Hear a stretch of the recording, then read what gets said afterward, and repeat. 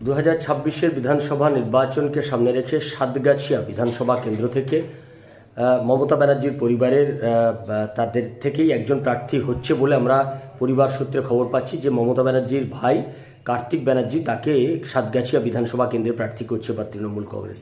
এমনিতে মমতা ব্যানার্জির পরিবার থেকে বারবার দাবি উঠছিল যে তাদের পরিবার থেকে কেন বিধানসভায় প্রার্থী করা হবে না। 15টা বছর ধরে তারা দলকে সুযোগ দিয়েছে, দলের বিভিন্ন নেতা নেত্রীদের সুযোগ দিয়েছে বা তাদের পরিবারের লোকদেরকে সুযোগ দেওয়া হোক, সেই দাবি চলছিল এবং সেই দাবি অনুযায়ী কার্তিক ব্যানার্জি, বাবুন ব্যানার্জি সহ অনেকেই এই দাবি উঠছিল যে তাদেরকে এবারে নির্বাচনে প্রার্থী করা হোক। লোকসভা নির্বাচনে প্রার্থী তারা দাবি করেছিল, কিন্তু সেই দাবি দেওয়ার হওয়া সত্ত্বেও তাদেরকে ক্যান্ডিডেট করেনি। এবার বিধানসভা নির্বাচনে প্রার্থী তাদের করতে হবে, এরকম একটা জোরালো দাবি তারা তুলেছিল পরিবারের মধ্যেই। মমতা ব্যানার্জি পারিবারিক সূত্র থেকে আমরা যা জানতে পারছি যে সেইটাতে মঞ্জুরি দিয়েছে, গ্রিন সিগন্যাল দিয়েছে সাতগাছিয়া বিধানসভা কেন্দ্রে, যেখানে একসময় জ্যোতি বসু বিধায়ক ছিলেন, সোনালী গুহ পরবর্তীকালে বিধায়ক হয়েছেন।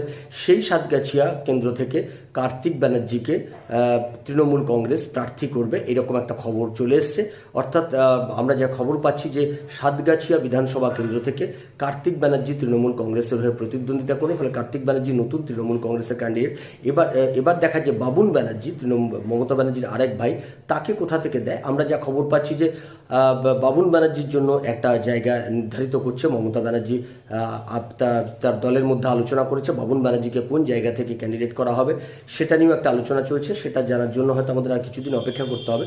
তবে কার্তিক ব্যানার্জিরটা মোটামুটি ফাইনাল বলেই জানা যাচ্ছে যে কার্তিক ব্যানার্জি 2026-এর বিধানসভা নির্বাচনে সাতগাছিয়া, দক্ষিণ 24 পরগনা জেলার সাতগাছিয়া ডায়মন্ড হারবার লোকসভা কেন্দ্রের মধ্যে সাতগাছিয়া বিধানসভা কেন্দ্র থেকে প্রতিদ্বন্দ্বিতা করবে।